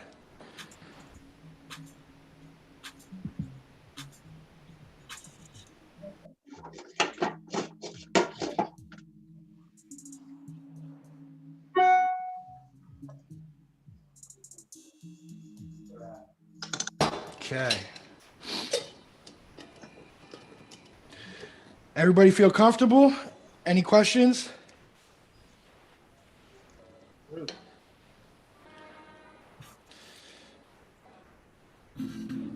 Just wish I had more mushrooms. Those little medley mixes didn't yield that much. Yeah, and they're like $9 a thing, right?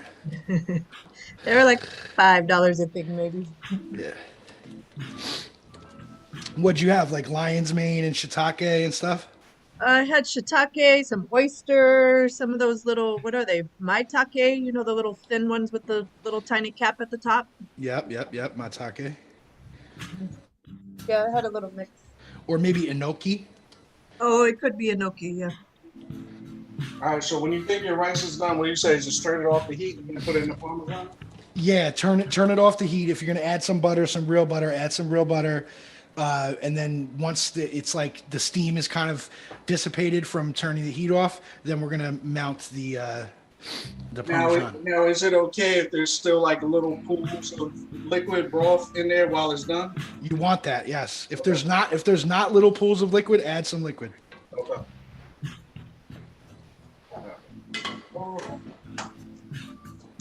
And if your broth is hot in the back, adding it to the pot that's off the heat is not a problem. How much Parmesan did you put in there? There's something. It's like how much basil should you put in a tomato sauce? You can never put too much basil in a tomato sauce. You cannot mess this up by putting too much Parmesan. Don't OD. You'll know. No recipe. I'm adding more liquid to mine because I can see that it's starting to thicken up. You want to manage that. Definitely, again, each of the kernels should be like a little kid in a swimming pool.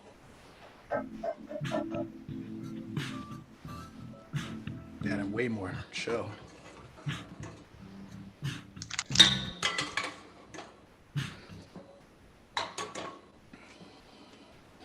Alrighty. Wait, so is his mom is Italian? Yes. He has an unfair advantage over here. He does. He does. So we'll ask you offline, but I bet you he's got a good old Italian last name. I don't. My last name is German, actually. Okay, got it. But yeah, the rest of my family, yeah, it's all that.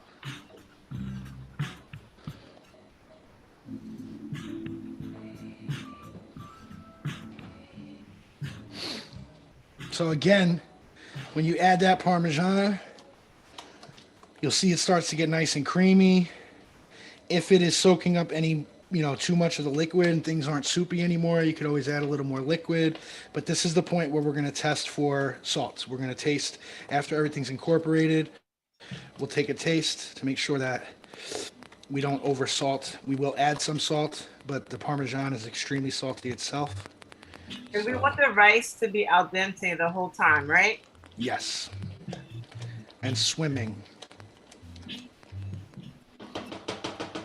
I'm adding some more because my parm definitely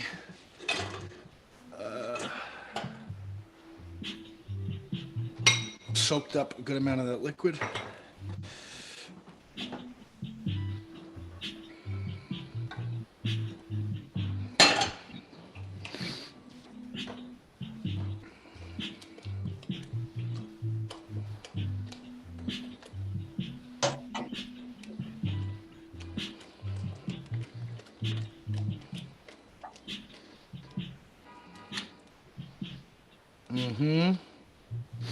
Now, don't forget to check on your side. Oh, wow.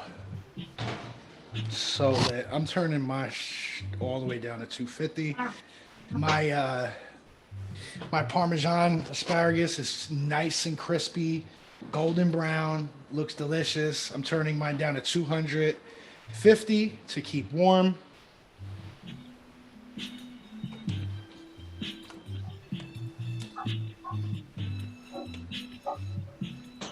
And we are 20 away from needing to stop the segment. I think we're in a good spot. I'd say everybody should be about 5 minutes or so away from plating up, if not sooner. I'm ready now, but I'm definitely going to wait for everyone.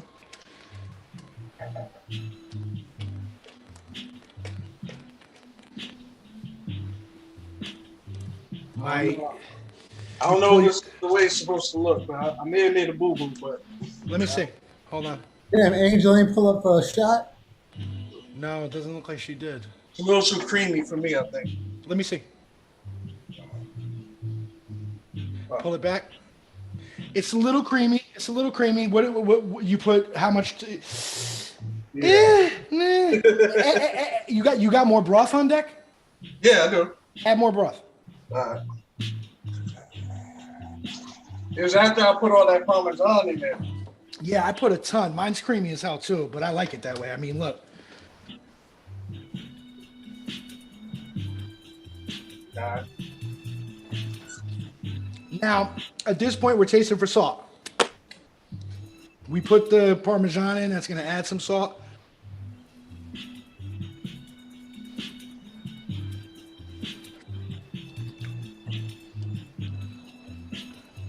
Yeah, mine definitely needs salt.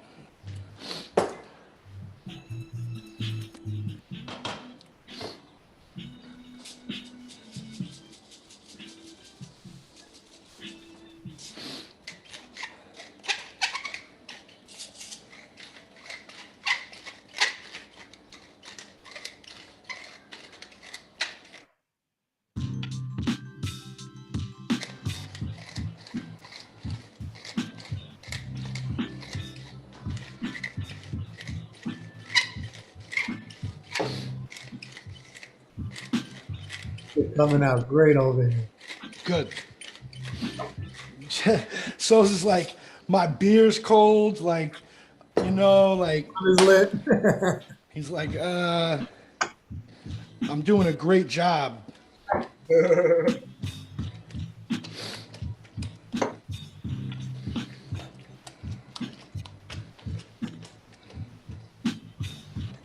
Yeah. Can I see yours? It's fun, bro. Okay, yeah, I think, yeah, all right. Yeah. I mean, and you if yours is getting soupy, just turn the heat back on. If it's a little soupier than you like, turn the heat back on.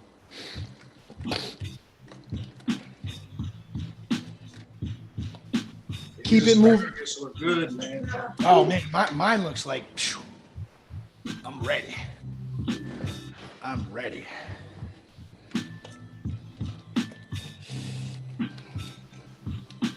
Now, I'm gonna plate up just because.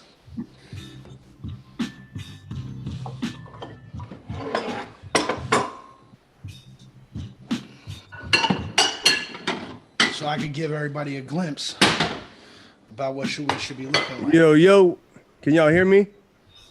Yes, yo, Awkwards. We're in the middle of a segment What that's up, gonna. Bob? We're in the middle. My fault. All good. If you can go on mute till 6, we'll be ready for you. Yes, sir. Thank you. So plating up.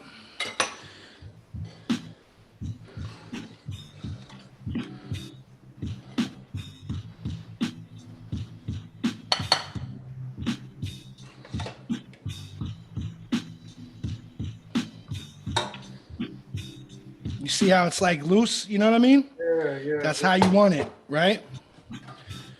Then going in with the mushrooms to top.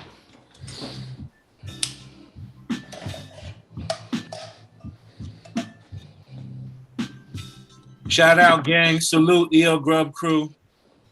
Peace, Zoo.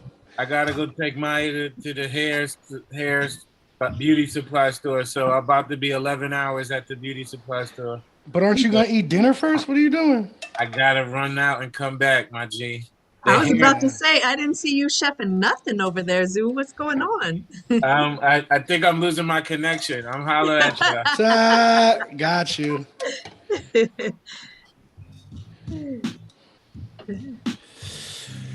Okay, then don't be shy.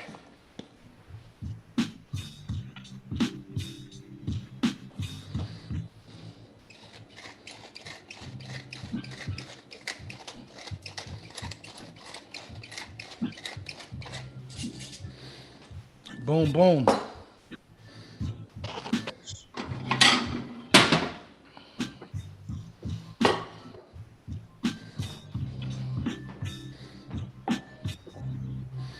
Okay, so that's that. Now, for the side dish, holy shit moment, this is what your asparagus should look like.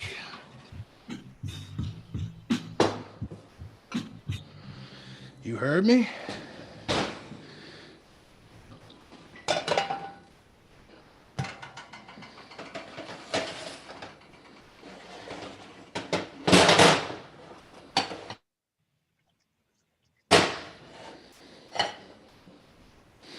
Now, the hardest part to doing this is actually getting this out and making it stay pretty like that, you know? So, I would say 1, 2, 3, 4, 5, 6. That's a serving. I'm going to run my knife to separate that. I already messed it up a little bit. And I'm going to take a spatula to transfer. And I'm going to go long ways so that I get up all these crumbs.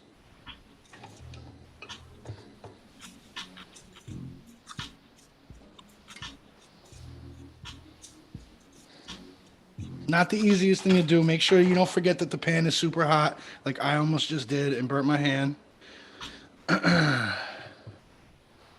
But there we go with the side dish. And this little crispiness on the outside looks like breadcrumbs now. That is extremely delicious. So, then, for good measure, we'll go side by side.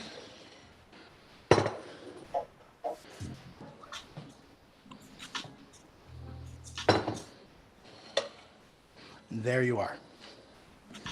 Nice.